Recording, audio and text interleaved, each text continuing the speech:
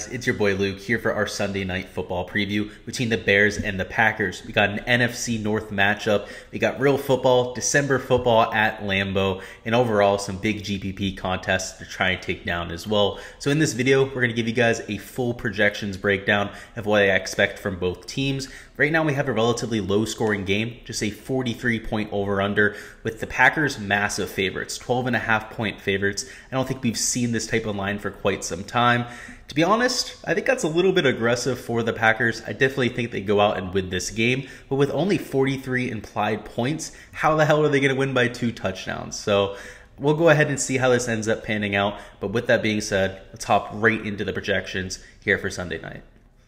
On the screen here, you guys can see our projections for Sunday Night Football. I'll remind you, these are posted on my Patreon every single day. Anytime there's injury situations, changes to the line, weather implications, anything like that, I am always adjusting them, giving you guys the most updated info. With that being said, we're going to start out at the top of the board with our quarterbacks. I think both quarterbacks are all right on this slate, particularly Aaron Rodgers, a little bit more so than Justin Fields, but with some nasty weather potentially in the fold, with such a low over-under game, I think they're a little bit less of priorities on this slate than they would be otherwise. I mean, with the Ben Roethlisberger, Kirk Cousins showdown, I vied for them to be in almost every single lineup. We're dealing with a relatively high over-under. I expected it to go well above 50 points as it ended up happening. In this game, I don't expect that to happen. This could very well be a game that finishes in the mid-30s in terms of implied points. So for me, the only real priority here is going to be Aaron Rodgers. I do have both of them in my player pool. I am willing to use Justin Fields at captain because he does have that rushing upside, but definitely a much less confident play than somebody like AR. In terms of his upside, Aaron Rodgers, he is a cold weather quarterback. We've seen him perform very well in hard conditions in the past, so I don't really give him as much of a negative as I would to other quarterbacks. But with that being said, this is a low over-under game. The Packers need to win this. They need to solidify their position there in the NFC. So when they get ahead, I do expect them to run the crap out of the ball. It's what they're the best at. They've been extremely efficient running the ball to this point of the year, and I expect them to go ahead and rely on that.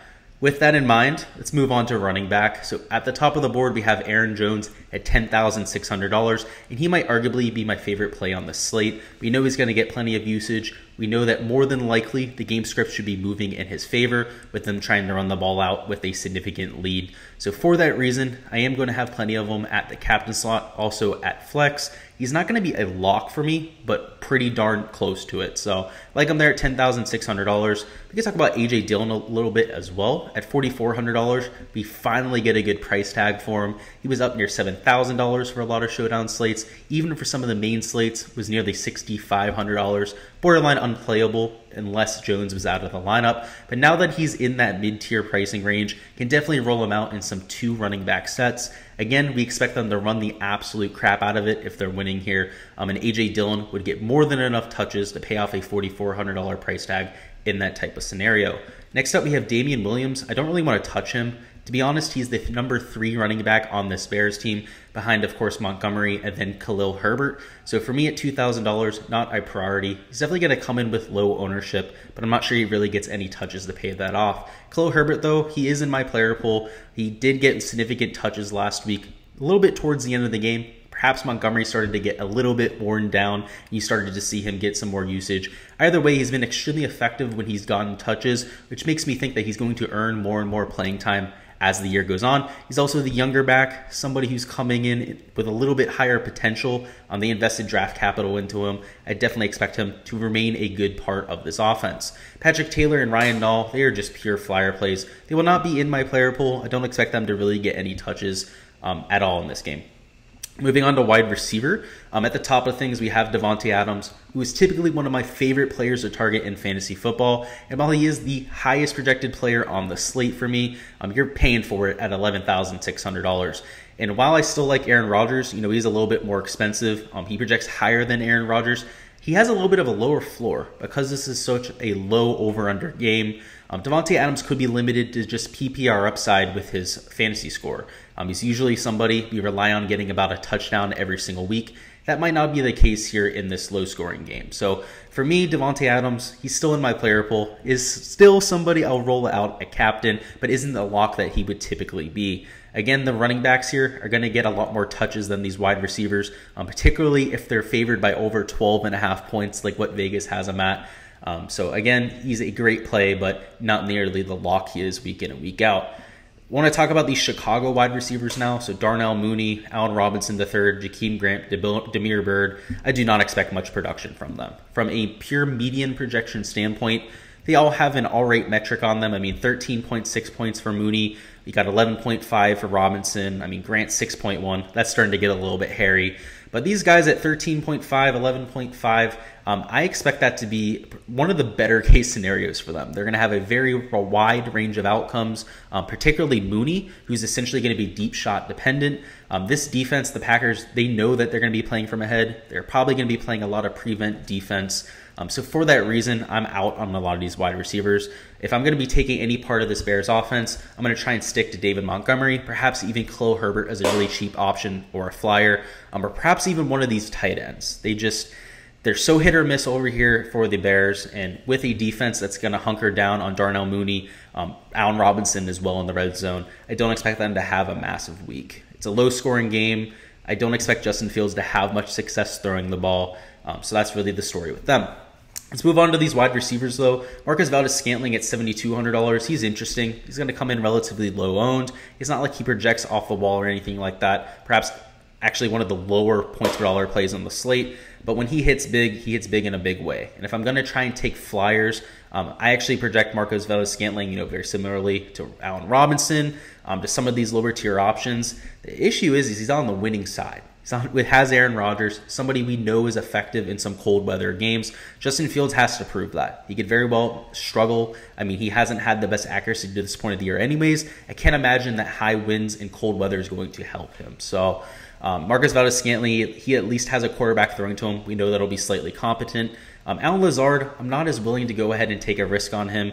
He hasn't been very effective to this point of the year. He's had a few touchdowns here and there, but those were very hard to predict for him. Damiere Byrd, he would have been a play if Robinson was still out, but with Robinson back in the fold, Byrd is definitely going to be squeezed out of that rotation, so not somebody I'm prioritizing. And a lot of that comes down to Grant. Grant definitely earned some extra playing time last week, was extremely effective in the absence of some of these wide receivers. So for him there, it's $2,800.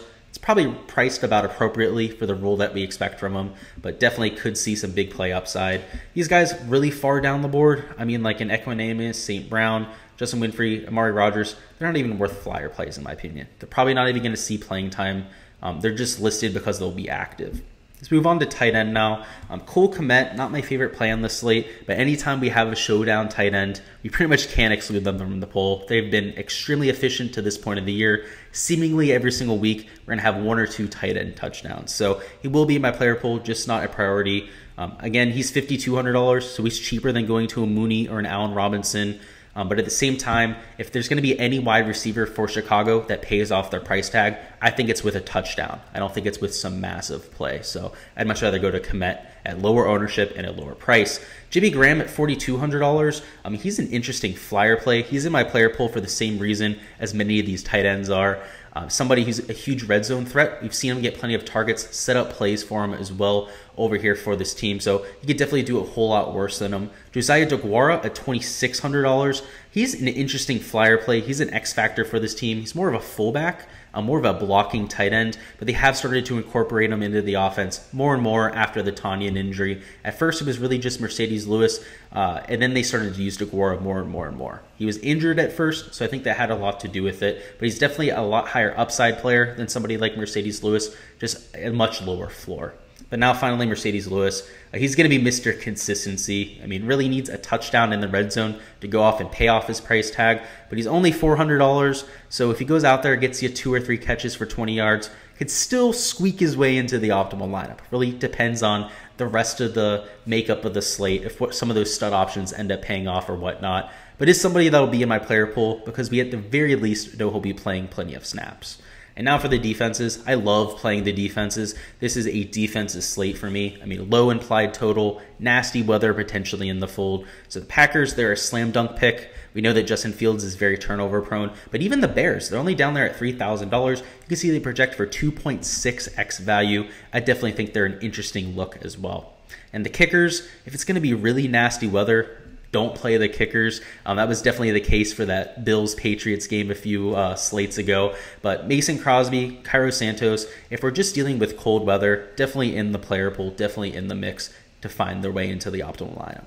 That is all for the Sunday Night Football preview. Go ahead and let me know down in the comments who your favorite captain play is for the slate. For me, it is Aaron Jones. I think that they're going to run the ball a whole lot up there in Lambeau Field, but let me know who you guys got down in the comments. And as always, really appreciate all of your support here on the channel. Make sure to like and subscribe if you guys haven't already. We're going to have even more NFL content coming, whether it's for Showdown, the main slate, you guys name it. You guys know the schedule here at this point. Make sure to look forward to all of that, and good luck with all of your lineups here for Sunday night.